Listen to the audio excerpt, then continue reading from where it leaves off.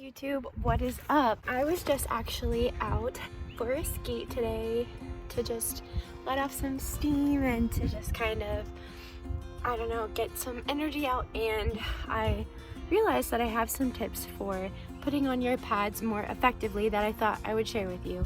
So here are some things to share that I thought you might enjoy. So in Ohio today, it's about 45 degrees outside, which is actually a little bit cold for most people, but as you can see, there's absolutely nobody at the park, so I don't have to worry about wearing a mask. Social distancing becomes really easy.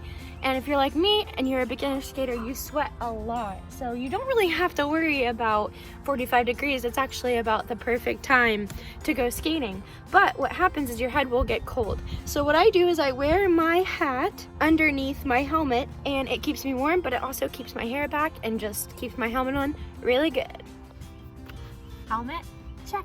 The next thing that's super easy and a lot of people don't think about, if you have double pads like these elbow pads that I have here, one of the easiest things you can do is you can tie the bottom like I did here and just slide these up over your arms or your sweatshirt, which will save you a lot of time because now all you have to do is strap the top strap. I know it sounds silly, but a lot of people have these double straps, and the hardest part of getting these on by yourself is you're trying to hold this thing and figure out how to do that, and this just makes that super quick. I'll show you the difference. So my way, slide up, boom, boom, done. The other way,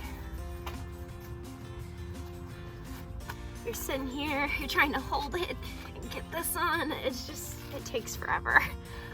See, and I'm still, and sometimes that happens. It's just a waste of time. Elbow pads, check. If you've noticed, I'm kind of doing this in an order, and there's a reason for that. What I realized over the past couple weeks is that you'll tend to put your helmet on last after you have your skates on, and then it's really not the safest to do that, because what happens if you fall right off the bat? You want to make sure your helmet is on first, keep yourself nice and safe, then your elbow pads next, because you're probably going to fall upper body. Let's just be honest, you're probably going to fall first with your upper body. Next up, knee pad. Process is actually the same with my knee pads. So I'm just gonna loop the bottom part up and over, and ta-da, just quicker. Here's a knee pad tip for my bigger girls out there, my thicker girls out there, my beautiful big girls out there. If you don't have time to add pieces to your elbow pad or your knee pads, tuck that top one underneath if you can. You'll be okay, it's still protective. I've fallen on them like this a lot. And sometimes an old man who's walking stops by your car to say hi and tell you that it's really nice that you're wearing your pads, because in '89 he fell and broke his wrist. And he thinks it's a really good idea. He said, "Don't let anybody make me feel ashamed of my pads." You know what, old man? I won't. Almost done. Knee pads are on, using the pullover, partial pullover method. All right, couple more pro tips to get you ready to go with your gear on. The quickest it can possibly be put on is to put your skates on before your wrist guards. Obviously, you can't tie your skates with your wrist guards on. I'm telling you, if you are not wearing wrist guards, please order wrist guards. Every time I've fallen, I have tried to fall down, I've tried to fall in on my knee, I have tried my best to fall in a safe way, but it doesn't work out. You will fall on your wrists, and you will wish that you had wrist guards on. Trust me.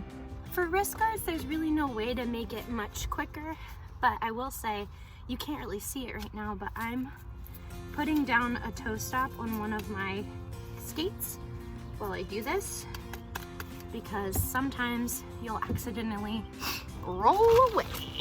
Take off your scrunchies and your hair ties from your wrist, because if you fall, those will embed themselves into your wrist, and it's really not a fun time. And there you have it. I'm about to go head off and skate the trail for a little while. The main thing I would say is just when you take your pads back off the same way, make sure that you take your helmet off last, because again, if you happen to fall while you're taking your pads off, you want to have your helmet on.